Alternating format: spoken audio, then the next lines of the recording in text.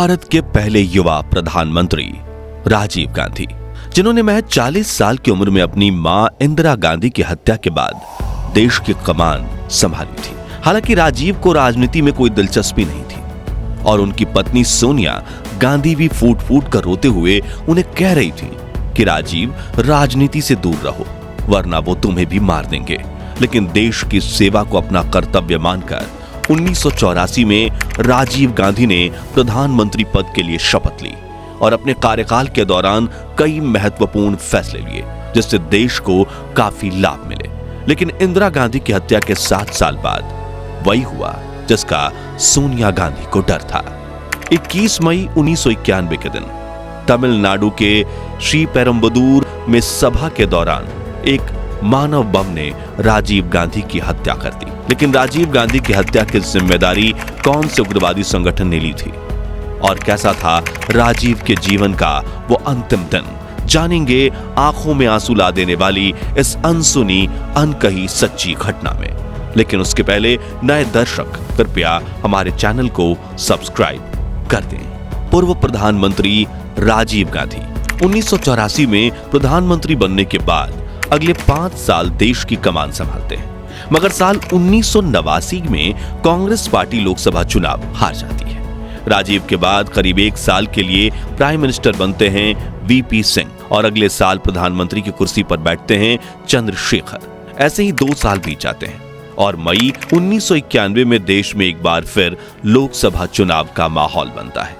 उस वक्त 2 साल से सत्ता से बाहर चल रही कांग्रेस की अगुवाई कर रहे थे राजीव गांधी, जो एक ऐसी साजिश से अनजान थे जिससे उनकी मौत का फरमान लिखा जा चुका था। इस साजिश की शुरुआत हुई थी नवंबर 1990 में, जब समंदर पार श्रीलंका के जाफना के घने जंगलों में तमिल मिलिटेंट ग्रुप लिट्टे का प्रमुख प्रभाकरण अपने 4 साथियों के साथ मंथन में जुटा हुआ था। चारों साथियों से पूरा प्लान डिस्कस करने के बाद प्रभाकरण ने राजीव गांधी की हत्या के प्लान पर मोहर लगा दी और अपने अहम जासूस शिवरासन पूरे प्लान को एक्शन में लाने का जिम्मा सौंप दिया। प्लान के मुताबिक शिवरासन को तमिलनाडु में लिट्टे के समर्थन करने वाले कुछ लोकल्स को राजीव गांधी के खिलाफ भड़काना था, जिससे वो इस खतरनाक वारदात को अंजाम दे सके। इसलिए उसने चेन्नई आकर नलिनी, धानु, सुभा, अरिवू और मुरुगन को अपनी टीम में लिया, जो राजीव गांधी की हत्या के प्लान को अंजाम देने वाले थे। वहीं लिट्टे से जुड़े बाकी आतंकवादी इन्हें बम और बाकी जरूरी चीजें सप्लाई करने वाले थे। लेकिन परिंदा भी पर न मार सके, इतनी कड़ी सुरक्षा के बावजूद आखिर इन आतंकवादियों ने अपनी मानव बम को राजीव गांधी तक पहुंचाया कैसे, जिसने अपने साथ राजीव गांधी की भी जान ले ली। जानने के लिए हमें भारतीय राजनीति के उस काले दिन को करीब से देखना होगा। मई 1991 में लोकसभा चुनाव के लिए अंतिम दौर का चुनाव प्रचार चल रहा था। कांग्रेस प्रेसिडेंट राजीव गांधी के चुनाव प्रचार के लिए पार्टी ने दिल्ली फ्लाइंग क्लब के किंग एयरक्राफ्ट किराए पर लिया था। अनेक राज्यों के छोटे छोटे बड़े शहरों और कस्बों में चुनाव प्रचार करने के बाद 20 मई के दिन राजीव एक बार फिर दिल्ली से दक्षिण भारत की तरफ रवाना होते हैं। अगले 2 दिनों में उन्होंने ओडिशा, आंध्र प्रदेश, तमिलनाडु और कर्नाटक राज्य का दौरा करने का प्लान बनाया और 22 मई के दिन वापस उन्हें दिल्ली लौट आना था। 20 मई के दिन राजीव ओडिशा और आंध्र प्रदेश के कुछ इलाकों में रैली और सभाओं का हिस्सा बने। 21 मई के दिन वो आंध्र प्रदेश के विशाखापट्टनम में पहुंचते हैं, जहां उन्हें शाम को चेन्नई के लिए फ्लाइट पकड़नी थी। हालांकि प्रचार करते हुए राजीव काफी थक चुके थे, लेकिन सब कुछ टाइम टेबल के हिसाब से चल रहा था। उसी शाम राजीव विशाखापट्टनम के एयरपोर्ट पहुंच जाते हैं और फ्लाइट में बैठ जाते हैं।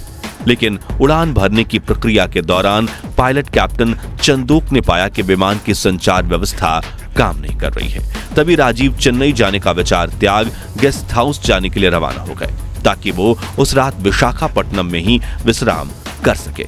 लेकिन नियति को कुछ और ही मंजूर था, इसलिए महज चंद मिनटों में हवाई जहाज को जांच रहे इंजीनियर्स ने पता लगा लिया कि दिक्कत एक स्विच में थी, जिसे तुरंत बदल दिया गया और पायलट ने यह खबर राजीव तक पहुंचा दी, जो सुनकर राजीव एक बार फिर एयरपोर्ट पहुंच गए, क्योंकि मद्रास में कांग्रेस उम्मीदवार मरागतम चंद्रशेखर ने राजीव के लिए स्पेशल रैली और सभा का प्रबंधन किया था। तो राजीव ने सोचा कि अगर समय से प्लेन ठीक हो गया तो जरूर हम इस रैली में प्रचार कर लेते हैं। इसलिए राजीव एयरपोर्ट पर वापस आते हैं और शाम 6:30 पर उनका विमान विशाखापट्टनम मद्रास के लिए उड़ान भरता है। राजीव खुद विमान चला रहे थे। हवाई जहाज ने ठीक 8:20 पर लैंड किया, जहां उनका स्वागत 70 वर्षीय मगरातम चंद्रशेखर ने किया, जो श्री पेरम्बदूर से कांग्रेस की चुनावी उम्मीदवार थी, जो चेन्नई से करीब 50 किलोमीटर की दूरी पर स्थित था। राजीव मंगरातम के साथ बुलेट प्रूफ गाड़ी में सवार होकर श्री पेरम्बदूर के लिए रवाना हो जाते हैं। दूसरी तरफ श्री पेरम्बदूर के जिस मैदान में रैली होनी थी, वहां राजीव के इंतजार में समर्थक बेकाबू हो रहे थे, क्योंकि हजारों लोग शाम 6 बजे ही मैदान में पहुंच चुके थे। राजीव गांधी के स्वागत के लिए एक सांस्कृतिक कार्यक्रम का आयोजन किया गया था। चारों तरफ राजीव गांधी और उनकी मां इंदिरा गांधी के बड़े बड़े पोस्टर्स लगे हुए थे। चारों तरफ ऐसा माहौल था मानो किसी मेले का आयोजन किया गया हो। लेकिन कोई नहीं जानता था कि इस ऐतिहासिक सभा में जल्द ही खून के ऐसे लाल धब्बे लगने वाले हैं जो कभी साफ नहीं हो पाएंगे। खैर, योजना कुछ ऐसी थी कि सभा स्थल से 100 मीटर की दूरी पर इंदिरा गांधी की एक प्रतिमा बनाई गई थी, जिसे मालार्पण करने के बाद राजीव गांधी को रेड कार्पेट से चलते हुए मंच तक पहुंचना था। इस कार्पेट के दोनों तरफ लकड़ियों की मजबूत रेलिंग बनाई गई थी, जिसकी दूसरी तरफ खड़े समर्थक राजीव गांधी का अभिवादन कर सकते थे। फिर राजीव मंच की तरफ पहुंचते, जहां पार्टी के कुछ चुनिंदा कार्यकर्ता उनका अभिवादन करते और स्टेज पर खड़े होकर राजीव पार्टी का प्रचार करते। यहां गौर करने वाली बात यह है कि मरगातम चंद्रशेखर ने अपने सहयोगी एजे डोस को यह जिम्मेदारी सौंपी थी कि वे उन लोगों की लिस्ट बनाएं जो रेड कार्पेट एरिया में राजीव गांधी का स्वागत करेंगे।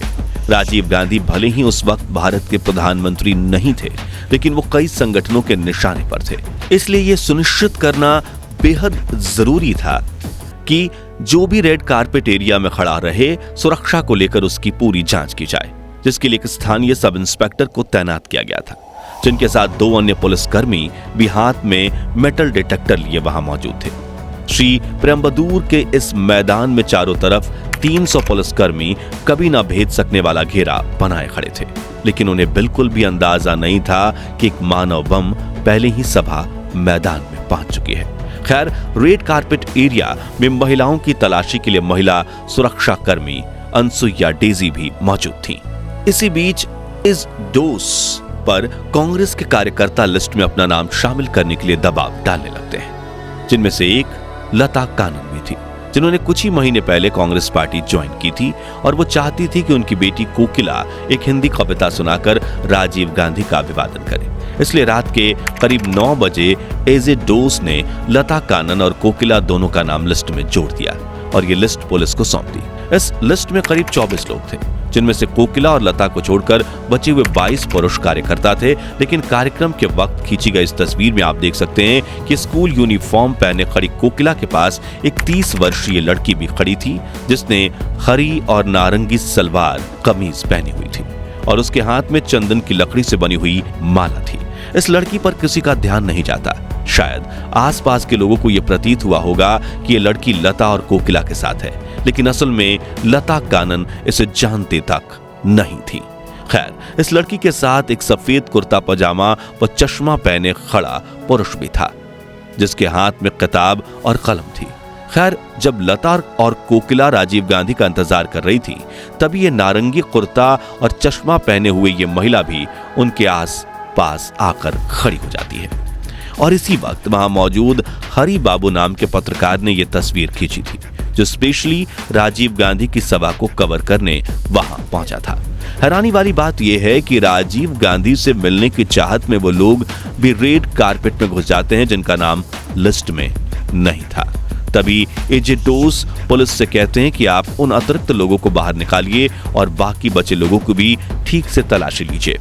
इतने में करीब 10:10 पर राजीव गांधी के आगमन की खबर लग जाती है, जो अपनी बुलेट प्रूफ गाड़ी से उतरकर सबसे पहले इंदिरा गांधी की प्रतिमा को माला पहनाते हैं और मरागातम रेड कार्पेट पर चलते हुए राजीव का अपने कार्यक्रम से परिचय करवाने लगती हैं। इतने में कार्यकर्ता राजीव को चादर भेंट करने लगता है, मगर आतम उसे रोकने का प्रयास करती हैं, लेकिन राजीव को देखकर लोग बेकाबू से हो गए थे।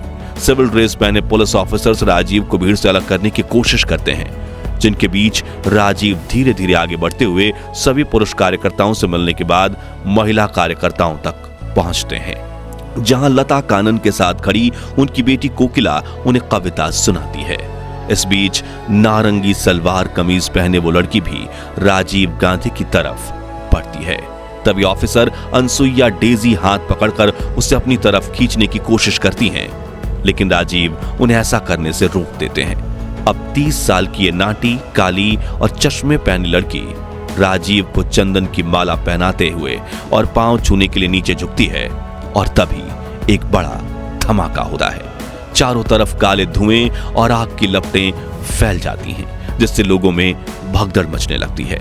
मानव बम बनकर आई इस महिला के साथ साथ वहां मौजूद राजीव गांधी को पीएम सुना रही कोकिला, राजीव की सुरक्षा टीम के अधिकारी और खुद राजीव गांधी समेत कुल 15 लोगों की घटनास्थल पर मौत हो जाती है। इसके अलावा 44 अन्य घायल हो जाते हैं, जिसमें 20 जिंदगी और मौत के बीच जूझ रहे थे। वहां से मुश्किल से 10 गज की दूरी पर गल्फ न्यूज की संवाददाता नीना गोपाल बताती हैं कि मैं राजीव के सहयोगी सुमन दुबे से बात कर रही थी, तभी अचानक मेरी आंखों के सामने बम फटा। मैं आमतौर पर सफेद साड़ी नहीं पहनती, उस दिन जल्दी में एक सफेद साड़ी पहन ली। बम फटते ही मैंने साड़ी की तरफ देखा, वो पूरी तरह से काली हो गई थी। उस पर मांस के टुकड़े और खून के छींटे पड़े हुए थे। ये चमत्कार ही था कि मैं बच गई, जबकि मेरे आगे खड़े सभी लोग मारे जा चुके थे। इतने में कांग्रेस के पूर्व अध्यक्ष रमा मूर्ति और नेताजी के मुपनार धमाके वाली जगह की तरफ भागते हुए आते हैं। तभी मुपनार जूतों से राजीव गांधी की पहचान करते हैं, जो हमेशा के लिए दुनिया छोड़कर जा चुके थे। मुपनार जैसे तैसे करके राजीव को सीधा करते हैं और उनके शरीर को एक चादर से ढक देते हैं। वहीं यह खबर आग की तरह दिल्ली भी पहुंच जाती है, जहां राजीव की मौत की खबर सुनकर सोनिया गांधी को अस्थमा का दौरा पड़ता है। उनकी बेटी प्रियंका गांधी जैसे तैसे करके अपनी मां को संभालती हैं और दोनों चेन्नई की तरफ रवाना होती हैं, जहां अस्पताल में शहीद राजीव गांधी का पार्थिव शरीर रखा गया था। वहीं यह खबर विदेश में पढ़ने गए राहुल गांधी तक भी पहुंचती है। वो जल्द से जल्द भारत के लिए रवाना होते हैं। साथियों, राजीव गांधी की मौत सोनिया गांधी के लिए बड़ा झटका था, क्योंकि वो राजीव को खुद से भी ज्यादा प्यार करती थी। और जब 7 साल पहले इंदिरा गांधी की हत्या हुई थी, तब भी सोनिया ने फूट कर रोते हुए राजीव से कहा था कि तुम राजनीति में मत जाओ, वरना वो तुम्हें भी मार देंगे। लेकिन तभी राजीव ने सोनिया से कहा था कि इस मुश्किल घड़ी में देश को संभालना मेरा कर्तव्य है। खैर, 22 मई की सुबह प्रियंका और सोनिया राजीव गांधी का शव लेकर दिल्ली के लिए रवाना हो गई। ये वो लम्हे थे जो हमेशा के लिए इतिहास के पन्नों में खून के लाल अक्षरों से छापे गए, जिनका जिक्र सोनिया की आंखों में आंसू और चेहरे पर उदासी ला देता है। पहले देवर संजय गांधी प्लेन क्रैश में मारे जाते हैं, फिर सास इंदिरा गांधी को उन्हीं के सुरक्षा में तैनात 2 सिंक गार्ड द्वारा गोलियों से भून दिया जाता है।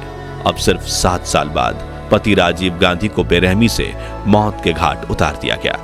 खैर, घटनास्थल पर मरने वालों में एक नाम पत्रकार हरि बाबू का भी था, जिनकी छाती पर वो कैमरा पड़ा था जिसमें राजीव के जीवन के आखिरी पलों की कुछ तस्वीरें कैद थीं। इसी कैमरे को सीबीआई ने फिर जब्त कर लिया और तस्वीरें रिकवर करके मानव बम बनकर सभा में पहुंची उस महिला का पता लगाया था। और हरि बाबू के कैमरे में छपी इन तस्वीरों ने सीबीआई के सामने कई राज खोले, जिन्होंने इन्वेस्टिगेशन टीम को तमिलनाडु के उग्रवादी संगठन लिट्टे तक पहुंचाया और कुछ ही दिनों में अनेकों को अरेस्ट किया गया।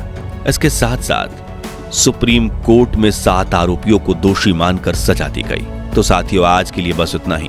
अगर पूर्व प्रधानमंत्री के रूप में आप भी राजीव गांधी का सम्मान करते हैं तो कमेंट बॉक्स में उनकी तारीफ के 2 बोल जरूर लिख दीजिए। वीडियो पसंद आई हो तो इसे लाइक और शेयर जरूर कीजिए और ऐसे ही दिलचस्प वीडियोस के लिए हमारे चैनल को सब्सक्राइब करके पास वाली घंटी जरूर बजा दीजिए। जय हिंद, जय भारत।